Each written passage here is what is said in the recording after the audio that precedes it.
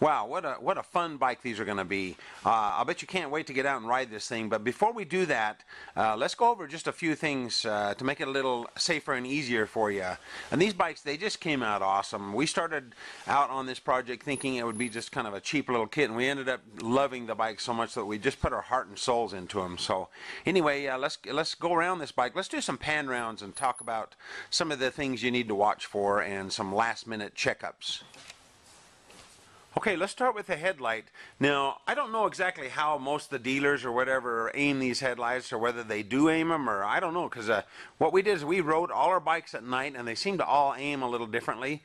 So what I would do is I would just kind of ride, maybe take a ride in your car and see about how far the headlights are out in front of the car, and then kind of aim your bike. Start a little low. You want to start so it's aiming down a little bit low and then work its way up, because you don't want to be too bright on the other passengers' lights when they come by. So anyway, I'll leave it kind of up to you to aim that headlight the way you want it.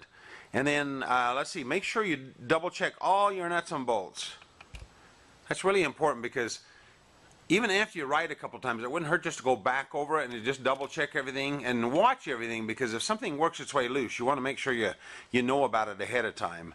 Oh, and then one other important feature on this is the way the headlight works. With you have to start the bike first, or hit the ignition for the headlight to come on. Now, one thing I like to do whenever I ride bikes is every time I get on my bike, I start it up and I put my hand down in front of the light, just to make sure that the headlight is on, because you could have a burned out headlight and not know it, and it is like the most important feature of the bike is to have that headlight on all the time. And same with your running lights. If you do wire them for running lights, make sure they're on. Double check all your lights every time you get on. And then another thing, make sure your tire pressure's held up there nicely. You don't want the front tire to get too low, or it'll be too hard to steer. And you don't want it too hard, or it might slip out on you. So double check that. And then we'll move on to the next part of the bike. Okay, on your side covers on your bike, I always push up on them as I tighten this knob. That'll make sure that they fit a little bit nicer and there's not a gap here. And then there again, make sure all your nuts and bolts are tight. Make sure everything looks about like this bike. Make sure the screw's in there. That's real important. Now, one thing, if you ever have to take your bike in, or if you're going to try to do it yourself, you have to take the carburetors out, or clean the guck out of the carburetors or something. You'll probably have to move this inner fender. Remember this part? You'll have to move it back. So to do that, you'll have to loosen the bolts on the bottom, take those out, and take the battery bolts out, and disconnect the coolant reservoir and stuff. You'll have to move that back in order to get your carburetors out. That's why it'd be best if your carburetors are a little bit gucked up to go ahead and do those before you bob the bar, or before you turn it into a cafe racer, because it's nice not to have anybody screwing with a bike once it's converted over. So anyway, and I'm going to cover the carburetors quickly here, so pay attention to that. Okay, one thing on the back of the bike. Now, you'll notice when you sit on the bike will go down. Now, we've designed the bike so that the bike will stay as low as possible for those shorter riders.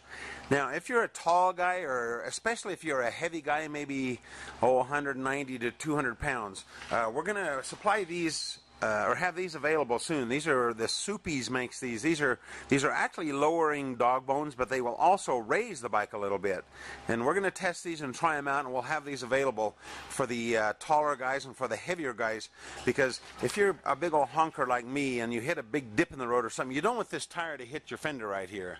Lighter riders, you don't need to worry about it, but if you're a bigger rider, and especially if you want the bike to sit up a little higher in the back when you're riding it, it'll look a little bit better for the heavier riders. And also the taller riders would be better for their knees not to be bent so much.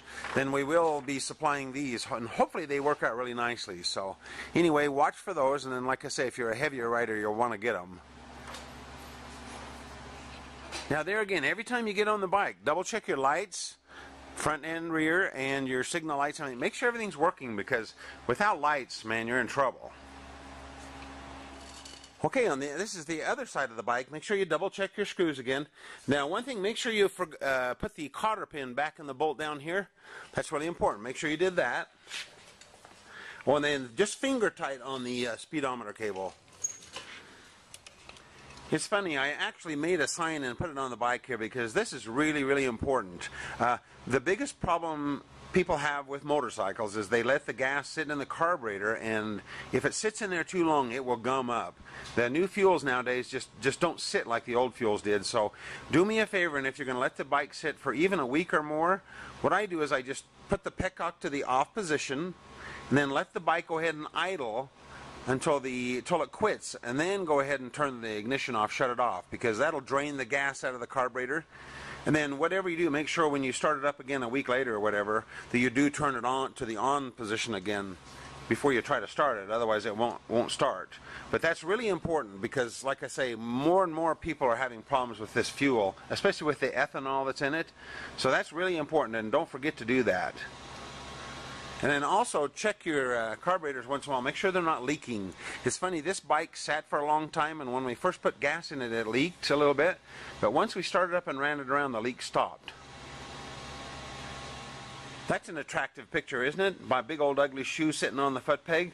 The reason I did that is because about everybody that we know, including ourselves, we have almost dumped our motorcycles because of shoelaces. So if you are going to run with shoelaces, make sure that they're tied up nice and tight, that they won't catch anything, because sometimes they'll catch and loop around the shifter or whatever, and you'll be sitting at a light and you'll dump the motorcycle, or almost dump it because your feet are stuck on the foot peg. So I always make sure my laces are super tight and compact, or I use like slip-on shoes when I ride. Kind of just a little important point there. There's another view of the back of the bike. I've mounted my license plate on there. Make sure the light on the license plate's working, otherwise the cops will hate you. And then you, like I say, check, make sure your state allows the vertical license plate like that. And then I'll show you the horizontal one in a minute here. And then don't forget that cotter pin down on that bolt down there. Make sure the cotter pin's in your bolt if you ever adjust your chain or whatever. What a neat looking little racer. A couple of quick notes about your handlebars and your levers and stuff. Make sure there's a little bit of play on your throttle, and make sure it snaps back. Make sure there's a little bit of play in your clutch too. It's really important, because too much play and it'll shift hard and be hard on the transmission, and not enough play and it'll burn up your clutch. So you want just a little bit of play in your clutch. You read your manual about that. And then you can double check these screws on your mirrors. Don't get too carried away there. There again, it's aluminum, but you may want to snug those up just a couple of times after a ride or two.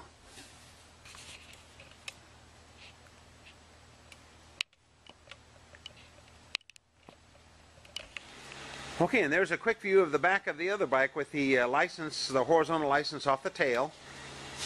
And then if you'll notice on this, we have our exhausts that we were working on those. We're experimenting with baffles, and our hope is to get a super good sound and still have enough back pressure in your system so that you don't have to rejet your carburetor. So at the time we are finishing this video, I don't quite have them finished yet, but watch our website and hopefully we'll have those available soon, because they sound really, really cool. Okay, well there we have it. Gosh, what a cool bike again. Like I say, these things are so much fun to ride. They're just so light, and they're just the sound of the motor. They're just really, really fun. So anyway, we appreciate you purchasing our products, and don't be afraid to call us at any time. We live, eat, and breathe this stuff, so we are always available to answer questions, and I love to talk bikes. So anyway, the most important thing, ride safely and check all those nuts and bolts and have fun.